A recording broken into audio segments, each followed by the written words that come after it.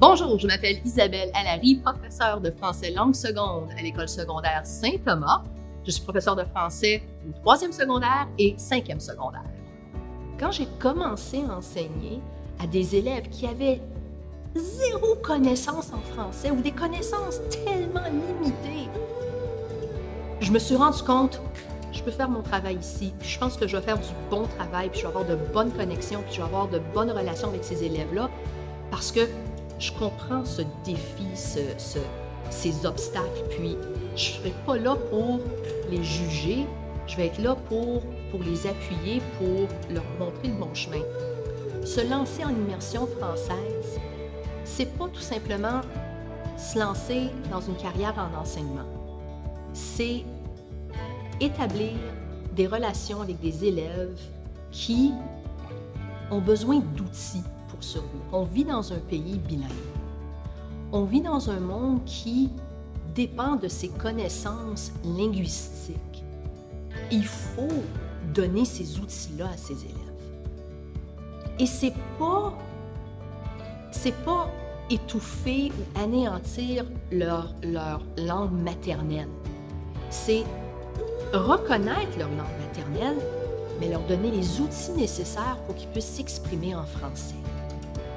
Et c'est ce que je dis à mes élèves. Je veux reconnaître leur identité, leur diversité, mais je veux leur donner les possibilités, les opportunités de le faire en français. On pense souvent qu'apprendre une langue, c'est oublier une partie de notre identité. C'est pas ça, c'est bâtir sur notre identité. C'est ajouter des aspects à notre identité. Et c'est ce que je veux que les élèves comprennent, que je suis là pour leur donner les outils, pour leur permettre de s'exprimer et de se développer davantage. La meilleure raison pour moi, c'est la flexibilité qu'on a en tant que prof en immersion. Tu veux faire un projet en musique?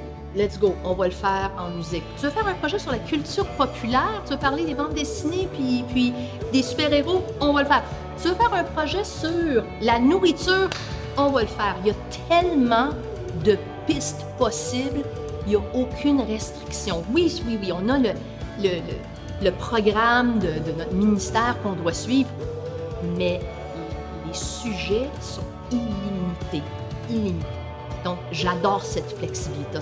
Cette flexibilité-là, c'est plus de flexibilité que disons, le cours de maths ou de sciences. Je ne dis pas qu'il n'y en a pas dans ces sujets-là, mais en tant que prof de français en immersion, je suis tellement contente d'avoir cette flexibilité-là. Ça me permet de recréer mon programme à chaque année, de trouver des nouveaux sujets, de trouver des sujets signifiants pour les élèves.